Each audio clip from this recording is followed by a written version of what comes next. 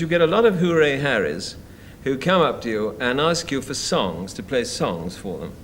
I mean, a typical musician's story, and this is probably true, it's probably based on fact, is about a fellow who came up to a very well-known friend of ours, Alan Clare, pianist. Marvellous pianist, yeah.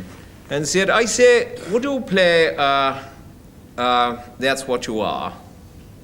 So Alan said, I'm sorry, I don't know what That's What You Are. I'll have a look through the book. So he had a look through the book very quickly. And this chap was sort of dancing around the very tall girl, you know, like that. And, thing. And he came back and he said, I say, there's a drinky poo in it for you, you know?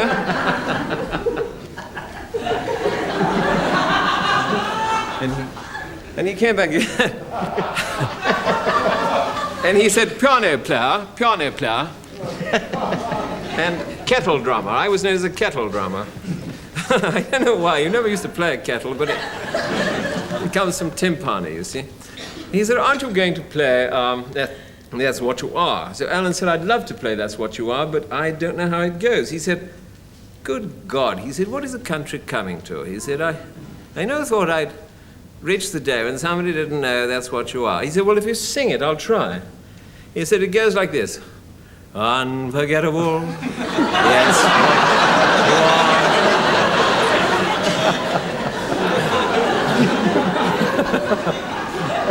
are. You can't win, you see. No, that's a great musician story. It is a real friend. They're marvellous, yeah.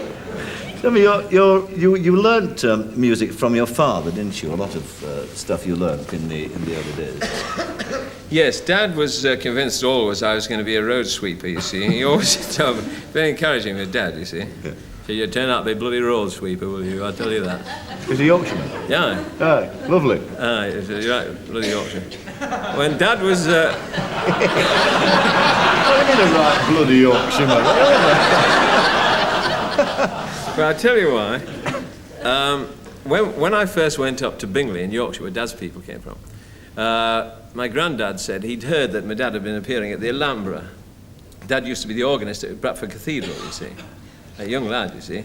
And to be in the stage business, you know, was all sort of sinful in a way, because they were farmers and whatnot, you know. And he said, I hear our Willie's appearing at Alhambra. Someone said, aye. He said, I'll have to burn down an arcan unto him.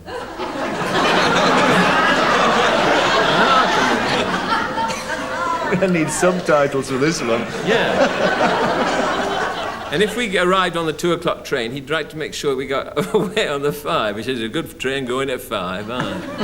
We were never made very welcome in those days. First of all, in those days you used to do impersonations, didn't you? That was what you based your act on. Yeah. What kind of impersonations did you do? I used to do Peter Lorre from the Morty's Falcon, you remember?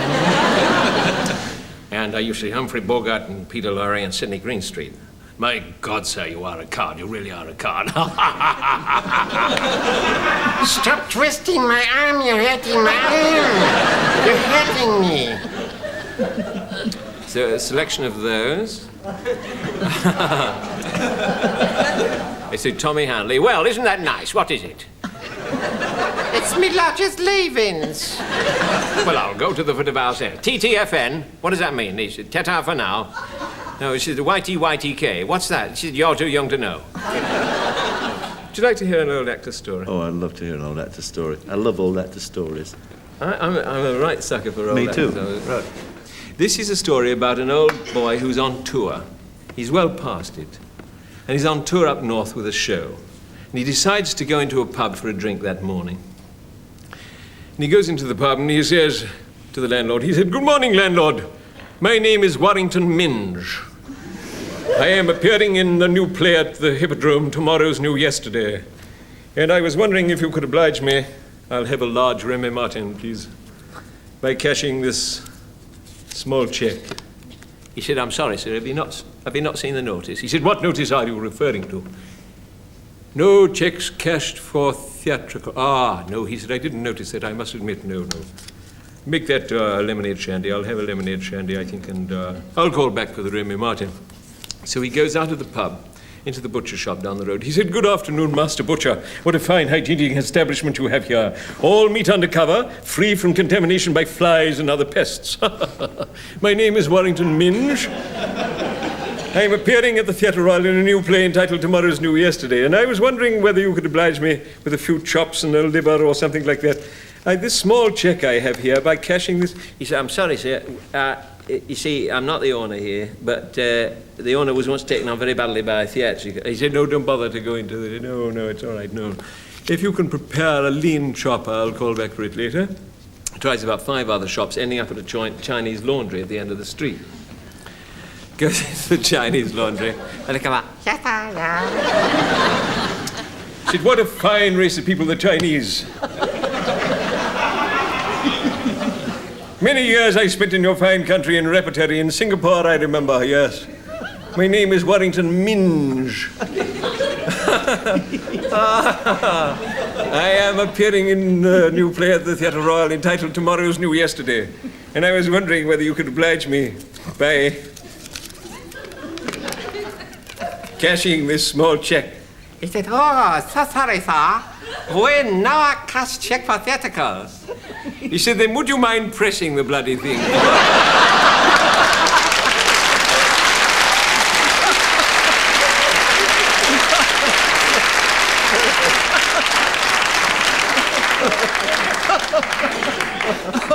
I love that Chinese accent. That's so... Tell me... I was with a goon show once we did Pong, you remember? Pong, yes. I saw an Pong in Los Angeles. Pong. Are you Pong? Yeah, we Pong till 11 o'clock. That was in the Street of 1,000 Dustbins. That was in the China Story. Good luck, Milligan Seacombe. Where are you, folks? Tell me how you, talking about Milligan Seacombe, and which leads us naturally onto the Goons, how in fact did you get your job on the BBC? 'Cause I believe you used some subterfuge there, didn't you? Not to say some conning with your voices. Yes, actually, I was pissed off. Oh, excuse me.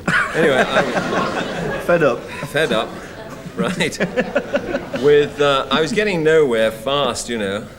And I noticed that Roy Spear was doing a show at the time called Showtime, yes. And the compere was Dick Bentley, and there were lots of new acts, you see. And I'd written in, I don't know how many times, to try and get on the show, no reply. The secretary said, Mr. Spear, blah, blah, blah. So I got nothing to lose. I thought, well, I'll phone up. So I was doing these impersonations, and one of the big shows on the air was Much Binding in the Marsh. It was Kenneth Horne and Dickie Murdoch. Right.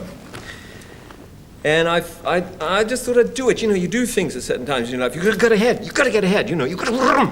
So I thought, if I stay here, I'm dead, you know. Even if he kicks my ass out of there, it doesn't matter, as long as I make some impression. Right. So I phoned up, and I thought, being a senior producer, Spear would probably know Horne and Murdoch, you see, who were very big then. And I thought, if I click with the secretary, I'll get through, right? So I said, hello, this is Ken Horne. There's Roy there. Now, once she said, oh, yes, she is Kenneth, I knew I was right.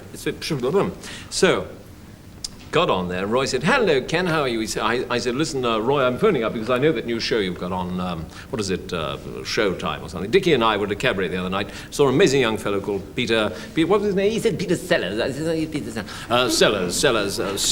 I think it'd be very good if you had probably had him in the show, you know, or something like that. Just a little tip.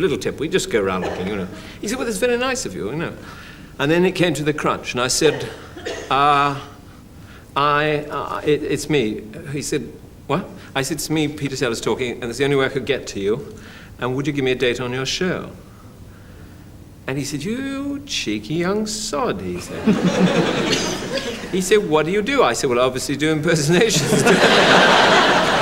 I was 22 at the time. And anyway, I went up there and I got a date on the spot, and I got a good write-up, first write I've ever had in my life, you know. It's really nice. Was getting into films as easy as that, Peter, or no, films were a sort of closed shop. I really wanted to... You see, I've been a great film fan all my life. I wanted to get so much... I mean, I know I'm a real movie buff. I can really talk about all the old movies and everything, and the new ones as well. Yeah. And I wanted to be a movie actor. Don't be ridiculous. Oh, of course, up here again, I'm sorry. Look,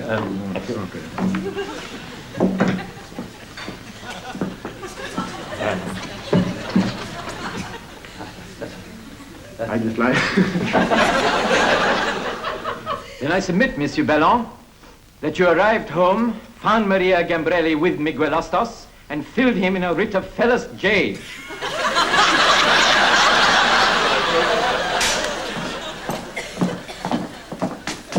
Inspector.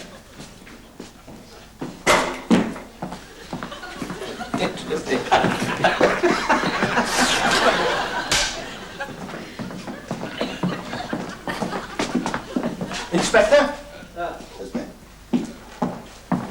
Very interesting museum you have here. Inspector. Yes.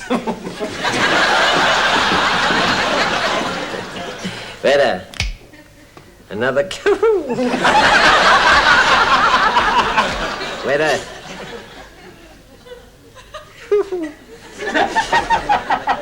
So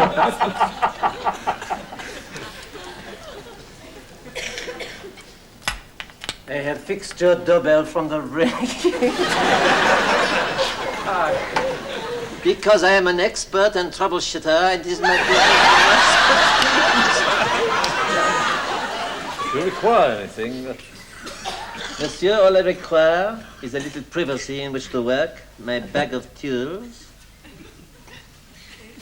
and...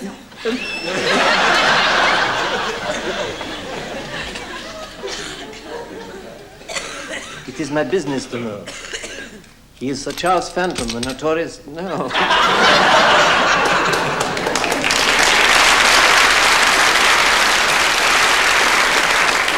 They are funny, aren't they? It's amazing, actually, when you watch them. I mean, Blake Edwards has got about 200,000 feet of you doing that. I mean, it's amazing you ever finish a film with him. we always have 2 weeks extra for laughs, you know. For giggling. Yeah. You've had a fairly sort of turbulent and mixed up private life, haven't you, throughout your career? Are you kind of happier now than you've been at other points in your career?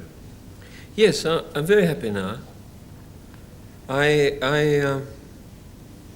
As you know, I've been married 3 times. And on the 3 occasions it really didn't work, mainly probably due to the fact that I'm impossible to live with. Although my first marriage was, I mean, that was entirely my fault. That broke up. Where was it? Oh, I just had a romance with somebody I was working with. And, You care to say who? oh, well. Boom, diddy, boom, diddy, boom, diddy, boom. But anyway, I was terribly happily married. That was the thing. And anyway. Second time, of course, with Miss Impact. Miss Impact? Yeah, that's what I read in the paper anyway. No. Miss Eklund? Miss Eklund, yes. Yes. Now, that didn't work because of, I don't know why it didn't really work, but anyway, good luck, because she's a good try, a Brit, and I think that was just a mismatch completely. Third time with Miranda, that didn't work. That was just wrong for some reason. Probably me again, I don't know what. But I think that somewhere there's somebody for everybody. And I'm very, very happy at this very moment. Very, very happy indeed. Are you going to find the kind of fulfillment you're looking for, though, in your work or in a relationship with a woman, do you think? I don't think I ever find it in a relationship with a woman. Because the only time that you're really happy is at the time that you're doing it. Not when the film comes out, when you're preparing for the film, but at the moment you're doing the take on the floor.